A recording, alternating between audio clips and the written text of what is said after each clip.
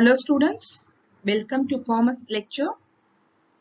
Hope you are all fine and safe at home. In our previous classes, you have learnt about what is MBO, its features and objectives. Today's class, you are going to learn about process of MBO. Process of management by objectives consists 8 steps. 1. Defining organizational objectives. 2. Goals of each section. 3. Fixing key result areas. 4. Setting subordinates objectives or targets. 5. Matching resources with objectives. 6. Periodical review meeting activities. 7. Appraisal of activities. 8. Reappraisal of objectives. Let me explain the process of MBO in detail. Defining organizational objectives. An organization has different levels of employees. Top level, middle level, low level and operating level, that is workers. Organizational objectives are framed by the top level employees. The top level employees first fix the long-term objectives. Then they will concentrate on the short-term objectives with the aim to achieve long-term objectives. When the objectives are framed, then it moves downwards. While defining the organizational objectives, the organization will also state why the business have been started and for what purpose it is existing. Once the organizational objectives are framed, the next step is framing objectives for each department, section or division, which will be based on the overall objectives of an organization.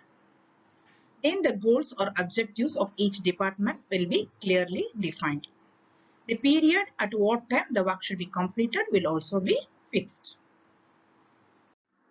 Fixing key result areas. Key result area is abbreviated by KRA, which indicates the strength of an organization. What do you mean by strength of an organization? Sometimes an organization consider profitability as its strength. Some organizations consider marketing as its strength. Some considers innovation as its strength in order to get more customers. That is, it introduces new techniques to get customers attraction. These key result areas are fixed on the basis of organizational objectives. KRA arranged on a priority basis, which means it might consider marketing starting as first, then innovation as second, and profitability as third. These are known as key result areas. First, organization objectives will be fixed. Then the objectives of each department, division, section will be framed. Finally, the objectives of each subordinate or individual are fixed. In this case, the superior would like to have free and frank discussion with his subordinate.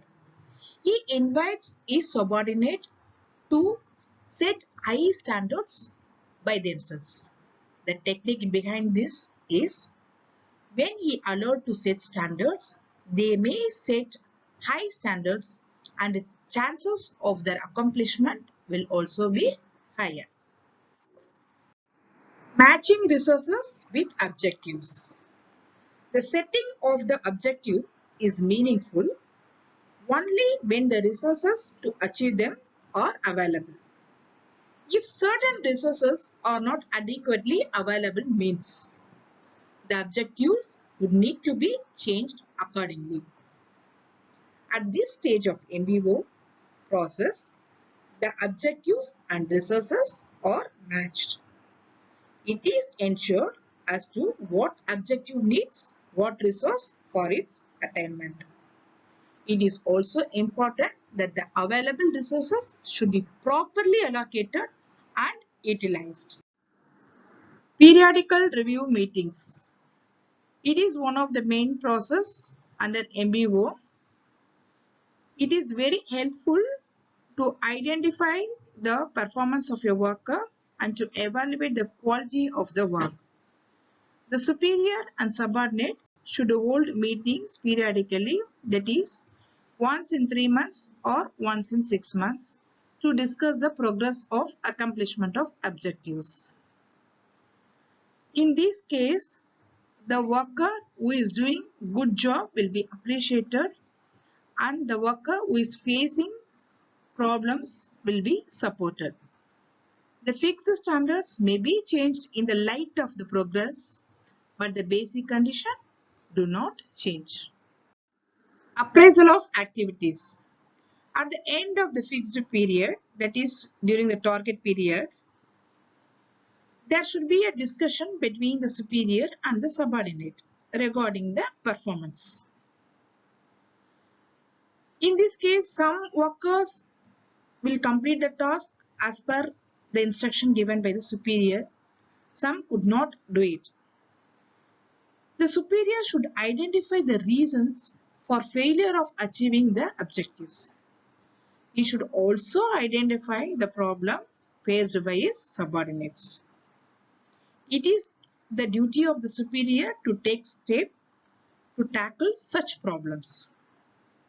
It is very important the superior should take corrective action in this regard. Reappraisal of objectives.